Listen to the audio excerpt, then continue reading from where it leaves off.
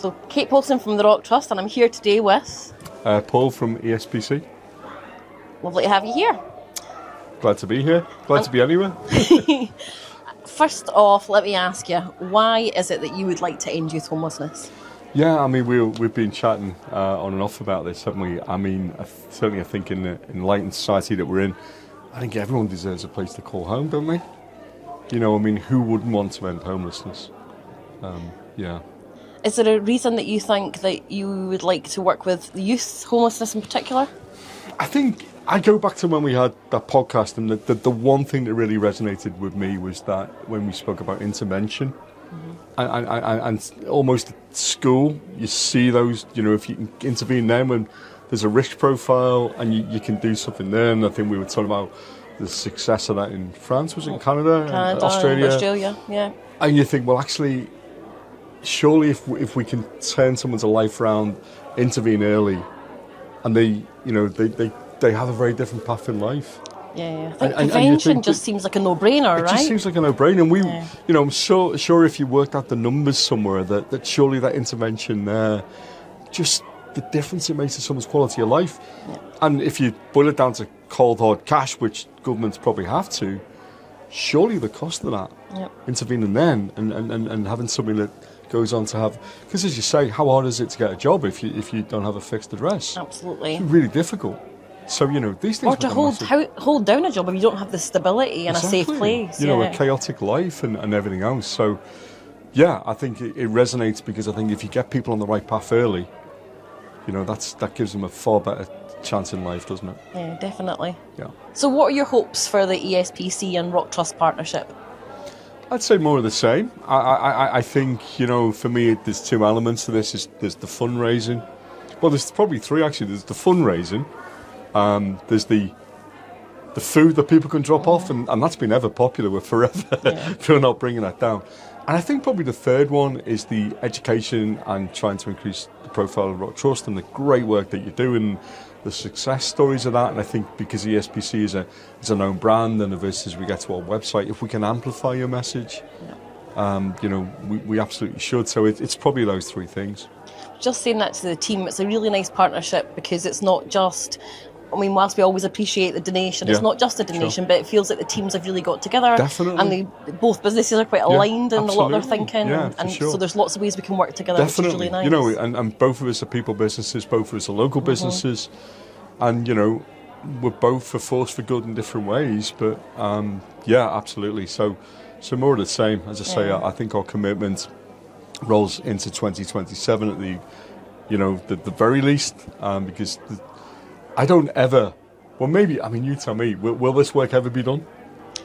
I really hope so. I'd love to think so. I'd love to think that we get to the place where we're doing a lot of preventative work and the interventions when people are really young, and that we have good housing at the other end that young people can move on to. Absolutely. And that we don't need this crisis and temporary accommodation part in the middle. Absolutely. That would be a nice place to get. It really would. And so shrinking down the crisis. Right? Yeah, absolutely. And I say making things manageable, and, you know, the difference that would make. Yeah, for sure.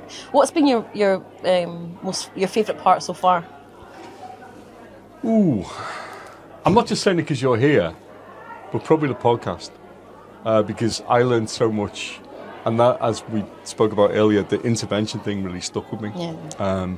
So just learning about your work and your own personal story. Yeah. I mean, I don't want to embarrass you here, but you know, you've come to this from a non-traditional path, you know, to be a CEO, haven't you? Generally, it's. What do you want to tell everyone? Yeah, well, I guess it gives me a different perspective. I feel like I'm interviewing you now, I'm sorry. You just slip into it now because of your podcast, isn't natural. it? I'm so used to doing it. But I think for me, it gives me a different perspective because I've kind of been there. But it was a long time ago. So it actually makes me really angry that young people are still going through that now. Yeah. So why are there still young people, you know, 30 years later, still young people sleeping on the streets, still young people struggling to get into housing and get the right support? Yeah. And so I love what I do because the team that I have are out there doing that and giving young people that opportunity to have housing and jobs and do all these things in a really safe way. Definitely. And you guys are helping us with that. We couldn't do it without you. Yeah, and you know, I think we see an element of the future, which will be probably, again, is maybe amplifying that voice to government.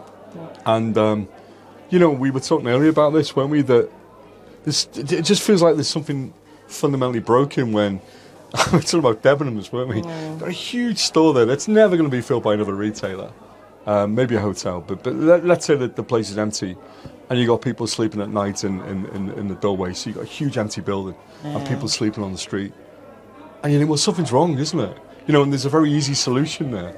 And so I'd like to see more creativity. I'd like to think differently about how we can repurpose some of these empty shop units, empty things, and just say create a brand new community, if you like. I feel that could make such a difference.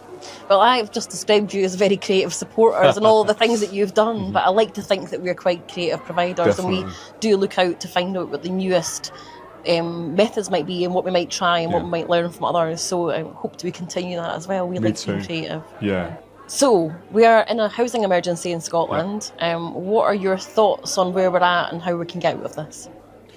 Yeah, I mean, it feels like we've been, I know it was called and we were debating what's the definition of an emergency, and you kind of know what that feels like rather than is there an actual definition. But what's clear for me is we need to increase the supply. The emergency cuts across everything from first-time buyers struggling to get on the ladder to a tenant that can't rent to just say people in homeless situations or having to be put up in bed and breakfast overnight and then having to move on the next day to another one, and it just needs to be fixed. I think, I don't know, we've had a lot of talk, a lot of potential promises made, and things will get better. I generally think we speak for most people and we probably want to see real action now. If you look at the numbers in terms of new build construction, it seems to be going the other way, it seems to be going backwards. Hope some of the new innovation around cutting through the red tape, using a polite word there, might mean that we get these properties built quicker. And again, that might alleviate things. But I just think we need to accelerate things. And I think we probably both have a mutual obligation to keep the government honest here and keep their feet to the fire, really. Yeah, I think it's, I guess when there's a housing shortage, it's difficult. But this does really feel like there is nothing available, and that it's makes the whole system completely change, doesn't it? Absolutely, yeah. We were just talking earlier about the timeline of ESPC, and we spoke about right to buy, and the worthy idea that you could own your own home from the 80s. I remember my granddad looking to buy his council property and all the good things, but we'd never backfilled. They were bought and they were taken out of the market, and we never backfill those, and so this has been something that's been coming for a while. But I think we're right in the thick of the storm of that now in 2026. Well, your timeline of ESPC was very similar to our timeline at Rock Trust, because it was the recession of the 80s and the impact that had on young people and jobs and housing availability and affordability.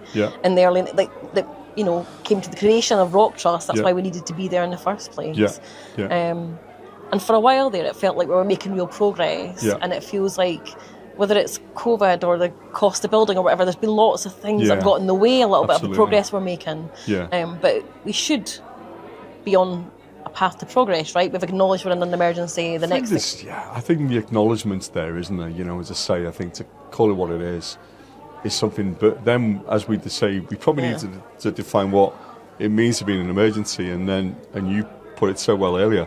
What's the definition of us coming out of that? How will we know when it's over and it's safe to come out? We need to say what that looks like, because otherwise we're not working towards nothing. We're just accepting it's an emergency. You're just bumbling along. And, I think the time for that's gone. I think there needs to be real concrete steps and commitments. And I think government's got a difficult job. Probably needs the best brains together talking about it, but not just talking about it, doing stuff. But I think the whole housing and homelessness sector have come together on this, right? Definitely. We're all in a very similar position that we know that things need to change. Totally. It's, it's supply, end of story. Fix that, fix it all. Yeah, thank you.